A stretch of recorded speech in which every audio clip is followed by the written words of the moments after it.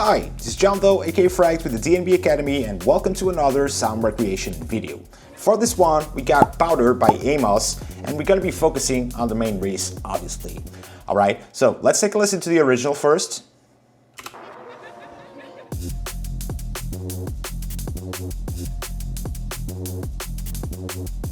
So yeah, this is it. And now let's take a listen to it with our sound on top.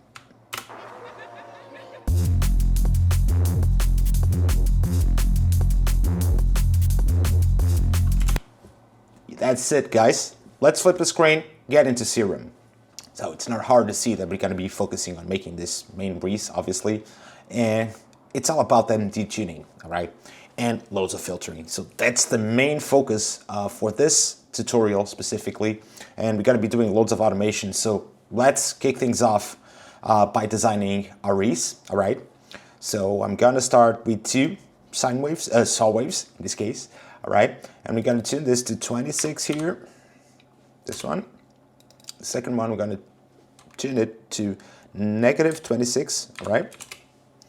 So we already get this, all right? Really important to get this done. And then, so we can already start hearing that kind of like cool glidey effect from our wrist. Let's turn all these, take all these boxes. Right, so you see, we already hear that cool glide between them. And next step would be just turning them down one octave. I think it's enough, yeah, for this MIDI. All right, this is pretty much it. Now, let's filter this, because it's obviously just too much. Okay, let's turn it on. Let's get the MG low 24, okay, assign oscillator A, oscillator B, and turn the key tracking on. So the filter opens up slightly when we play the higher notes. So it's gonna help on what we're gonna be doing next. Okay, now let's set the cutoff at like 600 Hertz. All right, bring down the resonance and increase the drive to like 20%.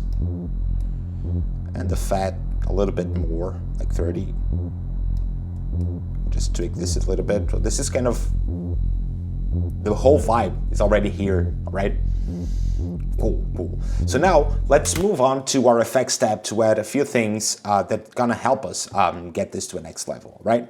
So since we're doing a Reese, there's quite a few things that are kind of like in a formula to make a Reese work. One of them is like width. We need a little bit of width and detuning going on, more than the one we have already. So we're gonna get the hyper dimension on, hyper off, and a little bit on the size in the mix, like 8%, 6% here.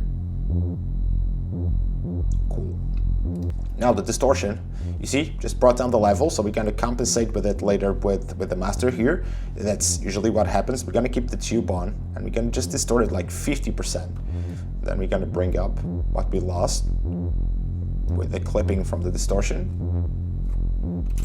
Nice. So now a little bit of chorus, high pass filter on, feed all the way down, depth all the way up. I'm gonna set this somewhere around here, like 2K.5.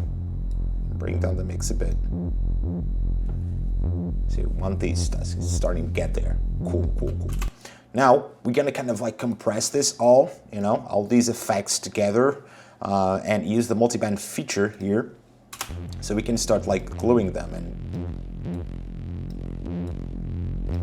focusing on the most important details. So I'm just boosting like the lows, 154%, 200 on the mix, on the mids, I mean, and bring a bit of the tops too, because the low pass is kind of like rushing them. And we gotta be filtering it next, so it's not that important. Next one will be a little bit of EQ. Okay, we just want to control these mids a little bit more. All right, I'm gonna add this to like the 500 Hertz spot.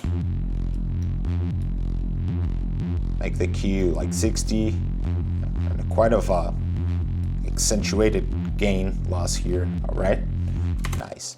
Now a little bit more filter to wrap up the effects here within Serum. All right, we're just gonna set like the low pass 6. Like this, and we're probably not gonna change anything, all right? Like, now this is just taming the sound a little bit more on those mids and highs to give us room to do more processing later, okay? So looking at the meters here, I think we still have a little bit of room to get this going around here. So, but just increase the master a little bit. And I think we're good within Serum for now. So let's flip into Ableton's processing rack to get some stuff done. Right, so next step is a little bit of distortion. So we're just gonna wave shape the sound a little bit. As you can see, getting these harmonics to start to feel way richer than what they were before. We can set it somewhere around here, you know, nothing that, you know, we don't need to do much here, okay? And now comes probably the most important part of this whole processing here within Ableton, which is the filtering. So we need to automate this and modulate it kind of like at the same time in order to create the same sort of phrasing that Amoss did here on his tune. Pretty much when the higher notes play, like the filter opens up slightly. So we need to focus on automating the filter frequency here. So I'm gonna use low pass as well. I'm gonna choose the clean mode, and I want this 24 as well because I want it to kind of be as harsh as we can on the slope and bring down the resonance. So we're gonna choose the certain frequency that we're happy with. You see, the movement we're gonna do is pretty much like this. You know what I mean? So we're gonna keep the filter with the resonance probably around 10%, around here, like 200 hertz. So we do have enough. We hear our main harmonic, we hear the second harmonic, so we're good, all right? Now let's click on the frequency band here, and let's assign this into an automation lane on Ableton. Now let's dive into what we need to do here. So yeah, I just did some work in advance, and I did design pretty much the way we need to set our frequency here, all right? So our filter frequency, or the filter cutoff, should do this sort of movement, okay? So this is pretty much how it sounds like now.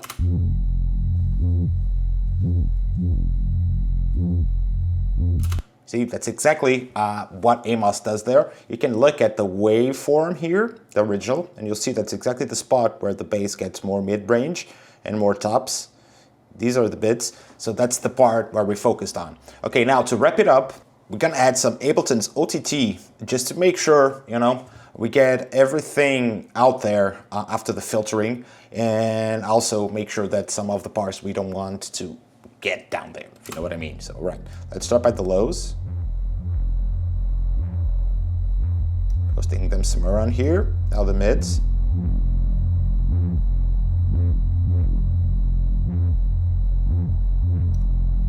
A little bit of the tops too. If you feel like the filter is just a bit too much, we can bring it to 12. You see on the slope here, it just gets a little bit. You hear more of the tops, you hear a little bit more of the mids. But see, we shouldn't go over this point, because it starts to get too much.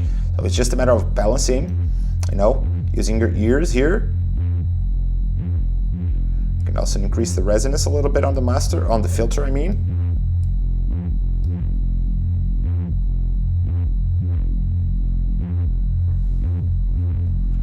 Here we can tweak the shape just a little bit. You see, like we kind of want this to start like as open, pretty much. All right, now Pro Q at the end. This is it.